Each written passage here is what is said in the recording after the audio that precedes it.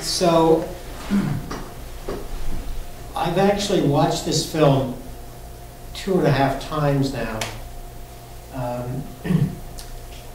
And this was the first time I got to the end, because the first 2 times I either fell asleep or I just had trouble watching it because I didn't see anything moving in the film. That was after about 40 minutes. And so I'm obviously glad I got to the end of the film. It's a terrific film for somebody considering where he came from and what he wanted to do. I mean, it's just an amazing achievement on his part. I think he could put that film together and could convince the people at the NYU Tisch School to take him as a student and then support him as he made a film without their knowing what he started out as. The title of the film is a little bit strange to me. And I just want to make sure it's The Evolution of a Criminal, right? Mm-hmm. That's the title. And it seems to me that that's only half the story. And I think that's probably why at one point I stopped watching, because I didn't get to the second half of the film the first time. It's really the evolution of a person who is at first a lovely child, becomes for a period of time a criminal and serves time, and then comes out seeking redemption. And he finds redemption in making the film and in reconnecting with the people who he wronged, and who, in what, 2 out of the 3 meetings he has, they forgave him. And that's a really powerful story. It's something that I don't think happens all that often in the criminal justice system in this country, especially for young black boys and men. I think, as you heard in the end, you know, once you're a criminal, you're sort of a criminal forever.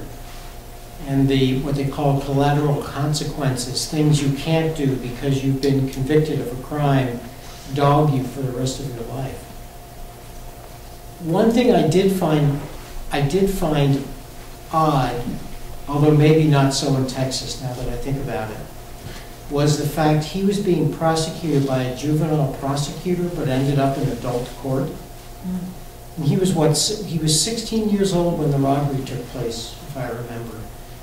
And those ages, and the rest of the folks to my right can talk about this with more knowledge than I can, because they deal with these cases here in Vermont. Those years from 16 to 18 are really difficult in the way that the justice system decides to treat you. And if you're going to be treated as an adult when you're a 16-year-old, what happens is any sense that you were a child and you were not fully developed in mind, and therefore you were not necessarily making a rational decision when you did the things you did, all that's going to go away, and you're now an adult and you have to be responsible for what you did. So I thought that was very interesting, and I'm sure others will talk about that. But it's an interesting film. I really got a lot out of it. One of the interesting pieces of the film, if you were to just read the newspaper article or hear the television news presentation of the offense, you would think that these 3 terrible monsters came in to the place. But when you listen to the parents and the grandmother, the aunts, the uncle, stepfather, all of his teachers, they paint a very different picture. And I think sometimes the community, we base our opinions on a 10-second or 30-second or 60-second news clip or a brief news article, but we don't really get to know who the people are. I worked inside a correctional facility for about 16 years and got to interact with most of the offenders, the way we move our population around so much. And most of them are average people that did something horrific. They aren't horrific people. All the, the perception is different, and then that leads to those collateral consequences. And you saw as they were talking to the university professors, well, if I had have known before, I would have treated you differently. You wouldn't have been my graduate assistant if I had have known before. I wouldn't have handled myself. I wouldn't have hid my purse, but I wouldn't have treated you the same way if I knew. And that's what many offenders have to deal with as they try and re-enter back into the community. So that was one of the striking pieces of the film that I picked up on, having worked in this field for quite some time. One of the things that struck me, I really liked the way that film ended. That Uncle Carrie, I think his name was, and the way he painted that picture of he's going to determine his own future. Nobody's going to tell me what I'm going to do. So he gets to make his own decisions, and he's saying that knowing full well that he's got these 3 convictions, and it's going to affect his path in a very negative way. So I think that was a really great way of wrapping it up. So he's got choices. Darius has choices now. I really like that touch at the end. I think of this as from the perspective similar to Chris's, in that this guy, Darius, wasn't, and his 2 accomplices weren't the only people involved in this. There's the family, there's the school, there's the victims, there's the prosecutor, there's the friends, cousins, all that. So when you read about it in the newspaper, yeah, you read about the 3 guys, and then you hear about the trial, and then you hear about the corrections, and it's sort of like this criminal justice pipeline. But really, crime like this affects so many people and has so many different offshoots. And so in the restorative justice world, which I guess the 3 of us work within, that's the sort of, you sort of take the broader view of things. And I think this film painted a really good picture of just who's affected by these crimes. And the only other thing I remember, the prosecutor I thought was very interesting, in that she's been, Darius he's a good egg. You can tell he's smart. He's turning his life around. He's doing the right thing. But she's been sold that bill of goods before, so she's never going to let go of that suspicion. And for sometimes good reason, and often not. But so it's really kind of interesting. It's never black and white, Seeing individual people's stories and hearing individual people's stories about their experience of incarceration always makes me think. It makes me question the system. It makes me question the society that prisons are situated in, and it makes me question what the function of prisons is. And one of the things that came up for me in this film, I don't know how many people were struck by when Darius said that he was working in the fields. He said, "I'm a black man in America, and I'm working in the fields." And a lot of people say, well, people go to prison when they commit antisocial acts, and I think that's often true, but what's more antisocial than slavery? And I think that's just always worth questioning. When people go to prison, it's really important. I mean, as a restorative justice practitioner, I care about what happened. I care about what individuals have done, who's been harmed, but I also want to know what function does the prison serve, and are there better ways that we can deal with social problems than putting people away and then actually making people labor for no money or for little money. And another thing that came up for me in this movie is the idea of class. And I also had a chance to watch this movie a couple times, so I did a little bit of thinking beforehand, and it reminded me of this quote that I heard by this person named Brian Stevenson, who's the executive director of Equal Justice Initiative. I saw him give a talk online recently, and he said, "We have a system of justice in this country that treats you much better if you're rich and guilty than if you're poor and innocent. Wealth, not culpability, shapes outcomes." And he goes on to talk about how, he says, in urban communities, 50 to 60% of young men of color are in prison, in jail, on probation or parole. And he says in his own state of Alabama, he gives a statistic that 34% of black men are permanently disenfranchised. And while that's not an issue we deal with in Vermont, as maybe many of you know, in the same way that people do in other states, we really need to be asking questions about race and class. And in the movie, Darius, I think many times, he doesn't say that he was poor, he doesn't identify as poor, but he says, "We did not have money." His stepdad says, "We were working for nothing. We were struggling from paycheck to paycheck. The robbery really broke us," which is a whole other thing, right? Like, they were robbed, and then he goes on to rob. And this idea of hurt people is something that comes up commonly in restorative practices. But one of the questions I was asking when I watched this is, what system do we live in, what world do we live in, that there are some people that work so hard and still feel like they don't have enough money to get their needs met? So, it's just, to me, when I'm teaching about restorative justice in schools and with adults, we talk about harm. And a lot of times we talk about individuals harming each other and, when someone hurt someone else who was impacted by that. But I like to also broaden the idea of harm to not just individual acts, but also the social environment that we live in, and how are people harmed by things like inequality, things like racism, classism, that kind of thing. So actually, the more times I've watched this movie, the more I've been able to sort of dig into those deep questions. And I guess that's the last thing I'll say for now. Does anyone in the audience have any questions at this time?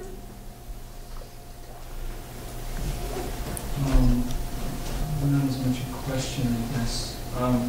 My name is Jeremy Mackenzie, and this is Michael Jacobs, actually my producer. We've come here today from Champlain College in Burlington. We are in the midst of producing a very similar, very different, but also very similar film right here in Vermont.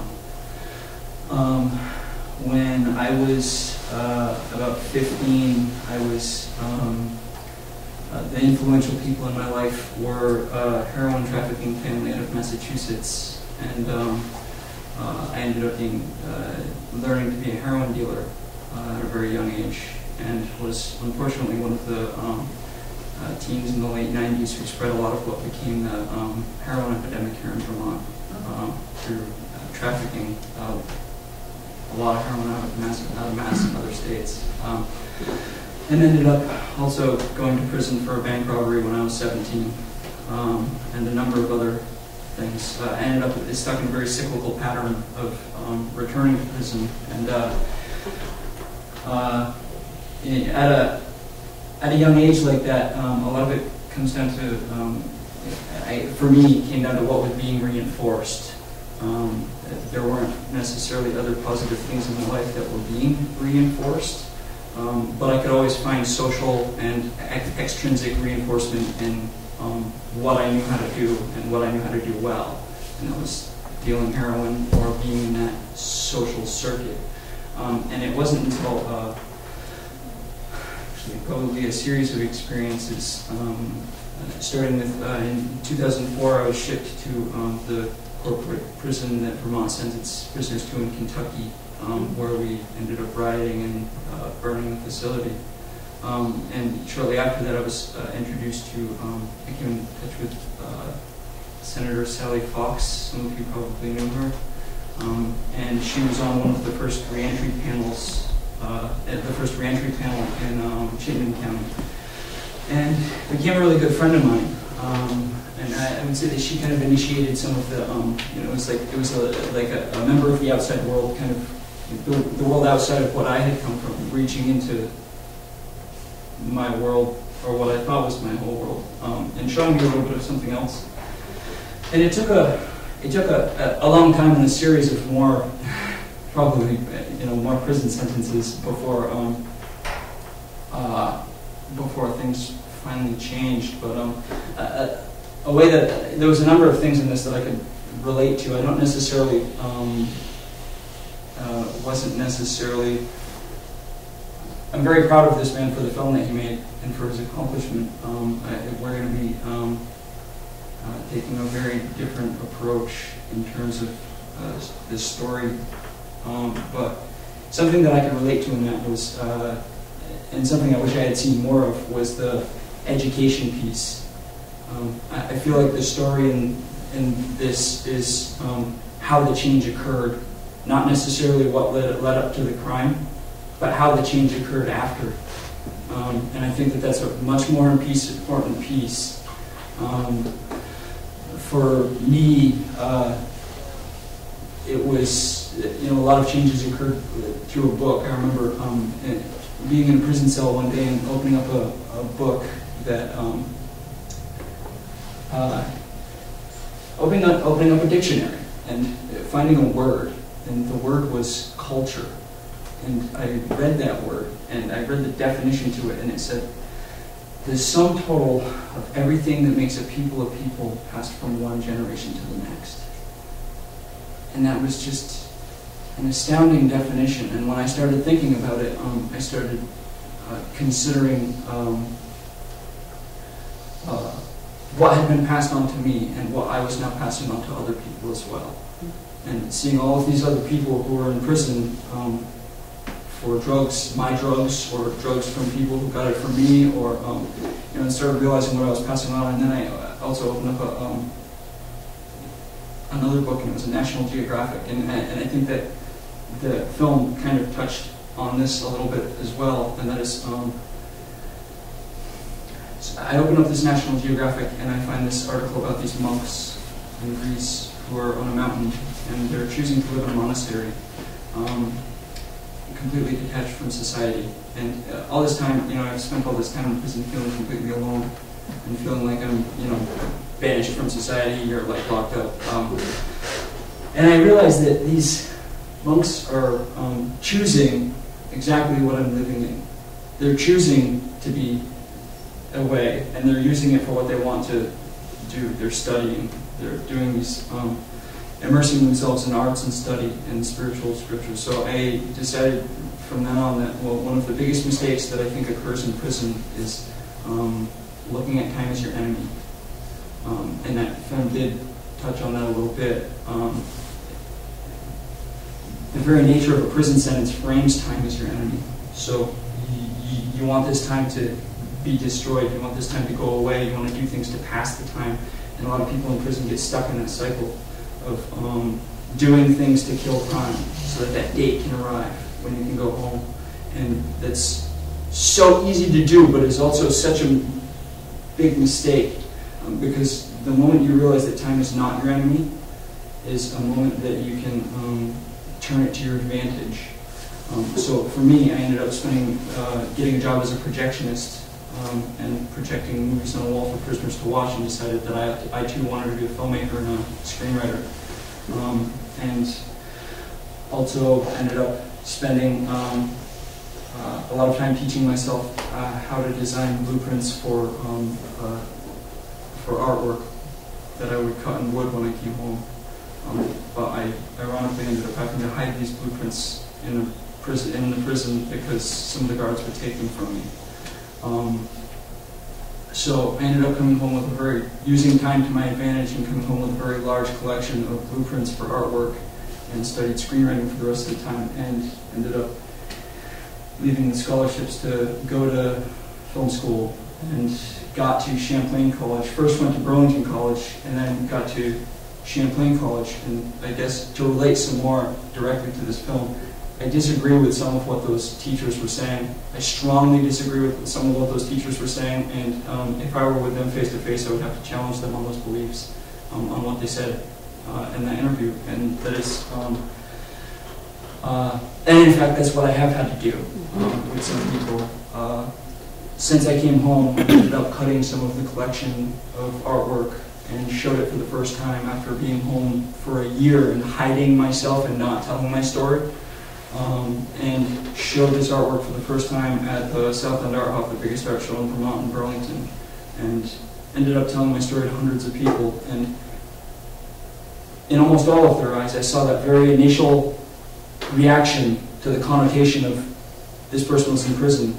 But after a few moments of talking to the person and actually interacting with them and then getting to know you on a human level and seeing that, it dissolved. And my first semester, my first year in film school was extremely successful, but was also not as successful as it could have been because I was hiding myself and not saying anything about my story.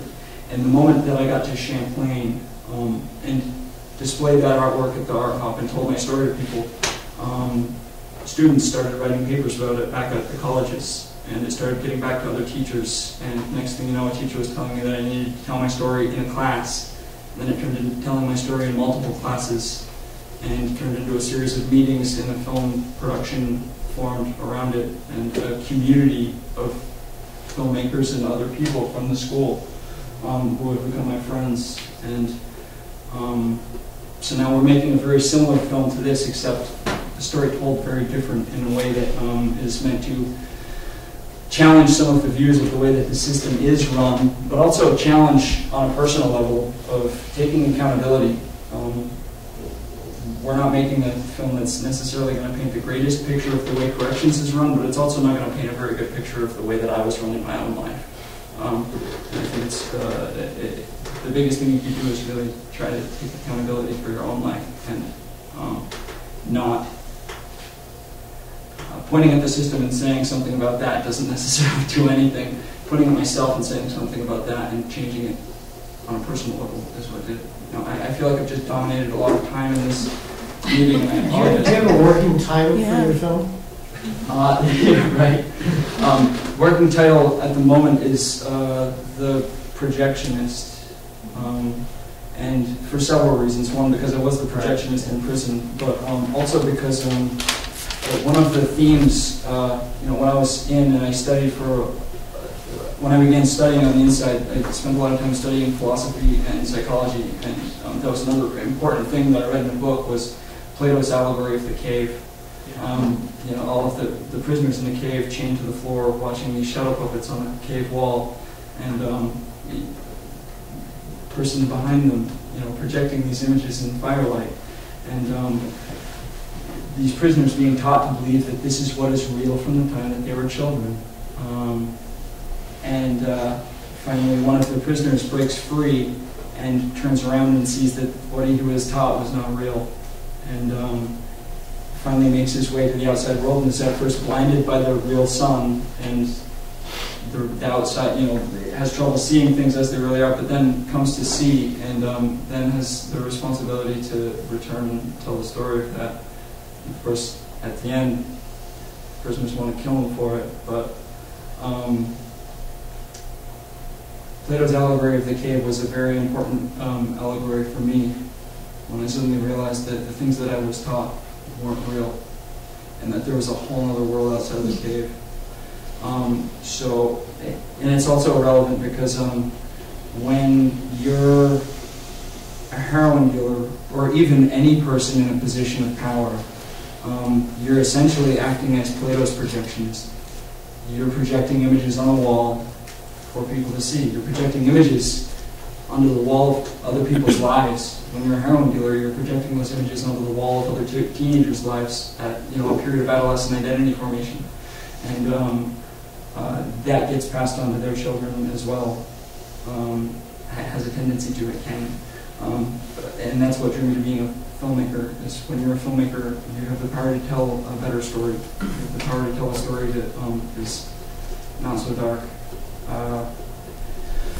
So yeah, The Projectionist at the moment is the title that's going to change because we just realized recently that there's another film called The Projectionist.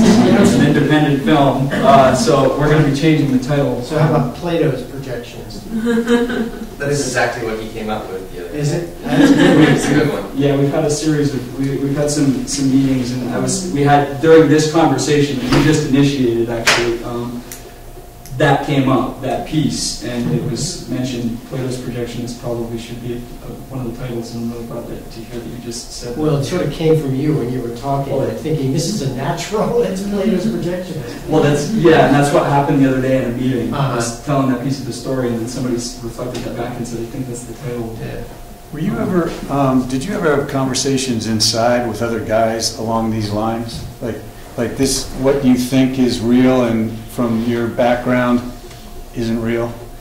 Did you have that? Did you get traction with that line? That's a great question. I think at the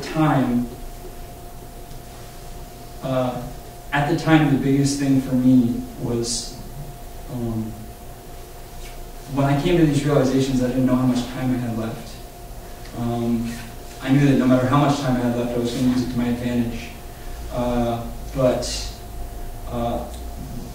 being in that environment and coming from that culture, I remember studying, when I was studying philosophy and psychology, I remember I kept coming, I was like, oh my God, I kept reading these things that were pointing out both my mistakes, how I had gotten to where I had gotten, and also the things that weren't working so good in the system itself. Like, there's a number of different phrases and words for this, but theory of expectations. When people are put in a certain situation, they're expected to be a certain way, and then they'll end up acting that out. So that's something that occurs in the prison system a lot. Once you're defined as a prisoner, a lot of people take that on, and they're like, well, if I'm going to be treated this way, then I'm going to act this way. So the biggest thing for me was that I first, before I could do anything else, had to detach myself from that entire culture and that entire way of thinking. So anything that I may have wanted to, it did make sense for me to spread, to try and engage a lot of other people in what I was learning when I was still trying to, I had to be coming from a strong base. And being a single person surrounded by a lot of people who aren't of that mindset, it was like I needed to be building it up within myself before I could try and be spreading it to others. Now, I was in a bit of a central position working as a librarian and also doing the movie projections. The librarian job was probably very important because that was a moment where you could have interactions with other people sometimes. And when I heard somebody saying something that I didn't agree with or thought was like, that's part of the prison mantra, I would try and challenge them on that. And I would say something and be like, yeah, I don't think you should be really repeating that to yourself or saying that, or that's something that I hear commonly, and I don't think that that really helps you to say that about yourself or to think what you're thinking right now. But on a broader scale, now that I'm in a position to do that, that's a part of, I would say, a part of what making this film is about, is challenging the prison mantra, challenging the shadows on the wall, and pointing that out. That was probably a long, drawn-out way of answering the question. I'm sorry. No, that's I think that's a really good question. What we do at the Justice Center in Montpelier are these things called COSAs, which I'm sure you've heard of, Circles of Support and Accountability. Do you know about these? Folks who are inside or come out into our program, and this COSA is made up of 3 volunteers from the community and a staff member from the Justice Center and the core member, we call them, which would say you. And I think we're always trying to do things differently. We meet once a week and try to help these guys reintegrate back into the community, and that's the whole goal of it in a successful way. And to try and help these guys understand that their background and their way of thinking isn't necessarily isn't the only way of thinking, or being what they think is true isn't necessarily true.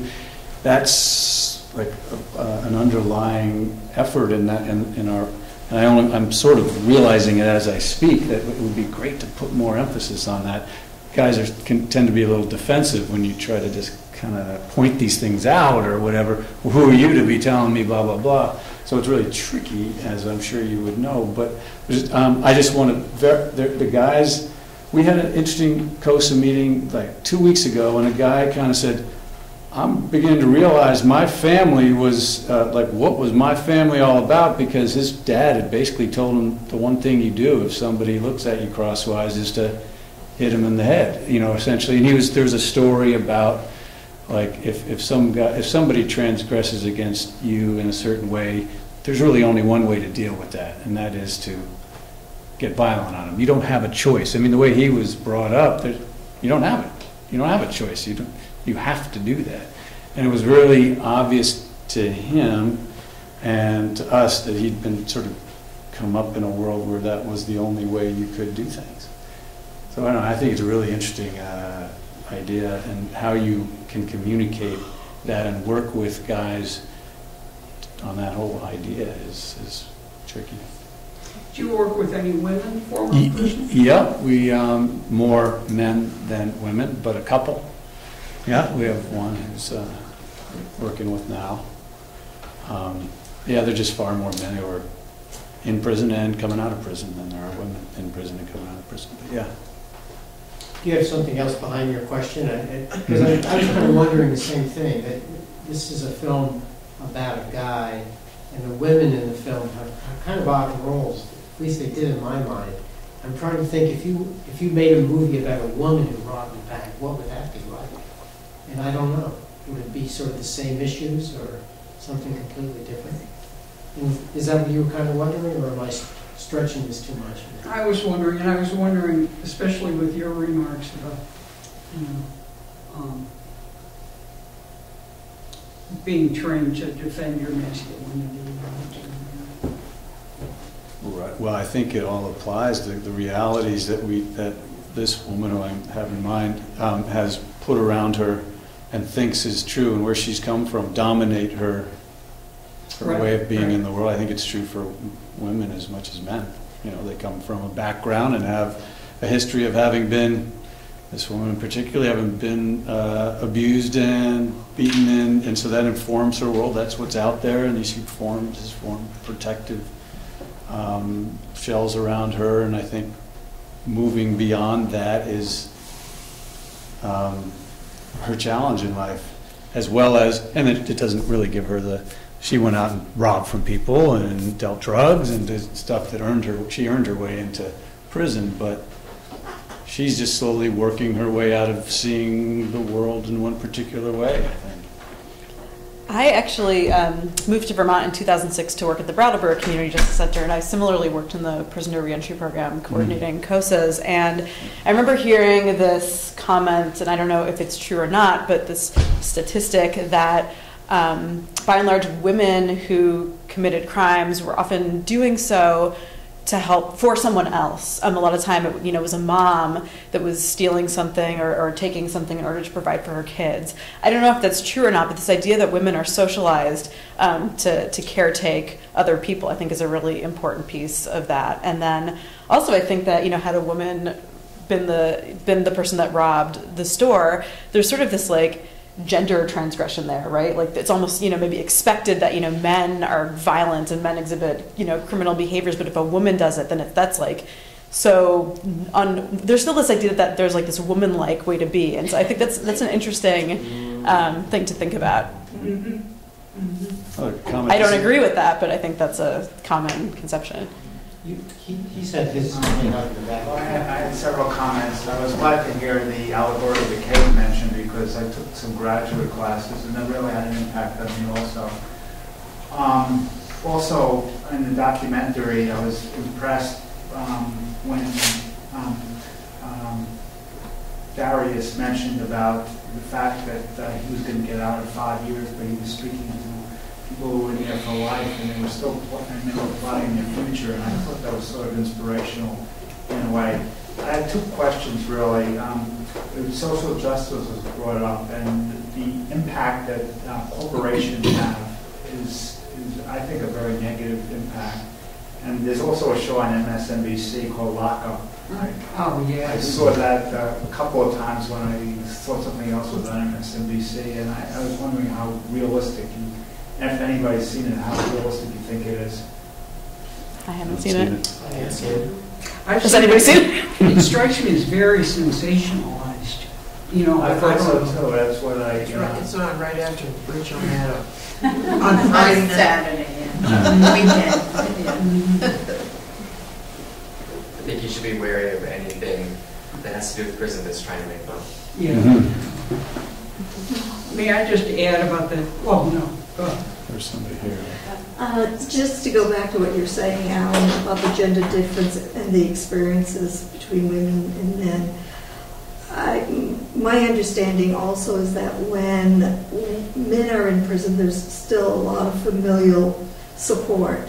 But when women are incarcerated, there's very little support from family. And so I can't believe that the experience between those two genders would be different because of the lack possibly of support or the support that, you know, men may get from their families. And that's actually one of the worst things about the contract with the private prison corporation. Vermont is using CCA, Corrections Corporation of America, because I believe it's only guys who get sent to Kentucky. And It's true. and those, so they're being sent 1,000 miles away from their family, and they don't have the ties that I think you're correctly pointing out are really important for men, especially younger men. And I think that's the worst part about the private prison corporation model as it's working right now for Vermont. Because if the goal is to get successful reentry at the end of the incarceration period, for them to have not had those strong ties with their family and through the family to the community, it can't help when you still want to achieve that essential goal of reintegrating them. And maybe Chris has more to say on this, but whether they're in or out of state, the longer someone's incarcerated, the more of those ties dissolve. Being out of state obviously compounds the problem, but statistically, the longer someone is incarcerated, the more ties they lose to their family, to their community. Those support networks diminish the longer someone's been in. So Alfred could probably speak more in a minute from personal experience working with guys that had been incarcerated for a shorter amount of time versus guys that had been incarcerated for longer on their amount of support. But women tend to have as much or more family support inside the facility as men do. They tend to have more visitors. We have more programs for women to stay in touch with their children and more visiting times for them. So their ties actually stay stronger than the ties that the men have inside the... The other challenge, though, that women have when they're incarcerated is, and I don't know if this is still in place, but at one time they had a period of time in which they had to be reunified with their children or else they would lose their children.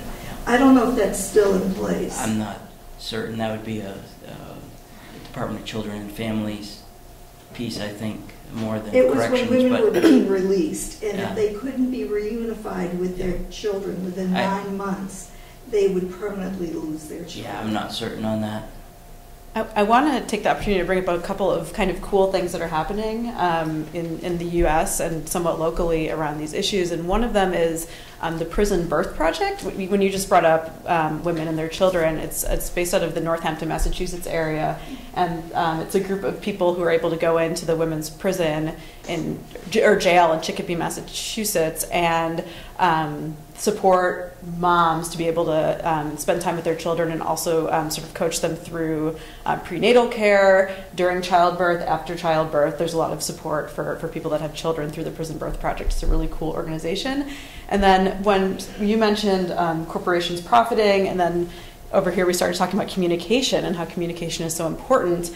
How many people have ever gotten a call from someone that's in a prison or jail, if you care to share? Right, and was that cheap or was that a lot of money?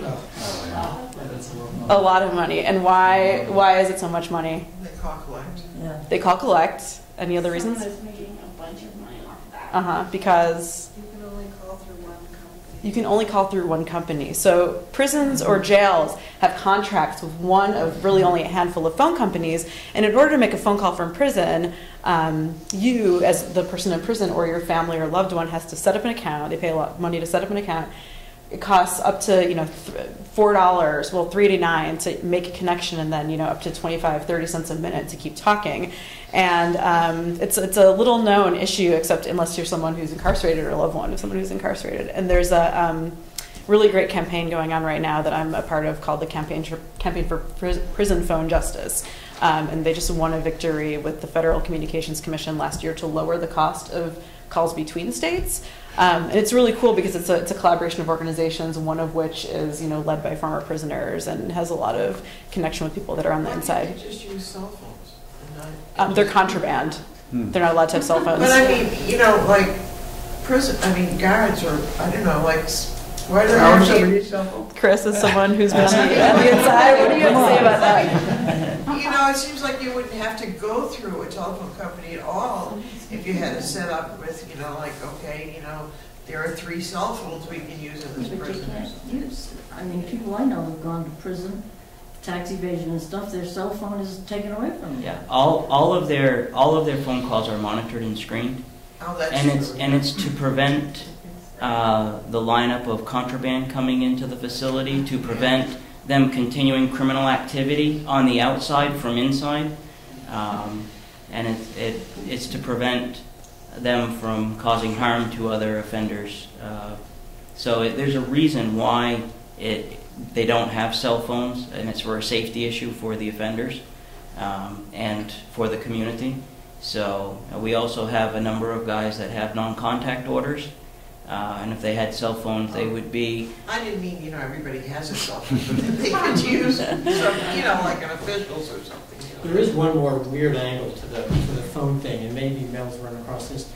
I know here in Vermont, the DOC used to take, Department of Corrections used to take their share of the proceeds from the phone service and use it to provide, as it was described to me, extras for the folks in prison, so recreational things, or maybe some extra food or special things, I don't know, holidays.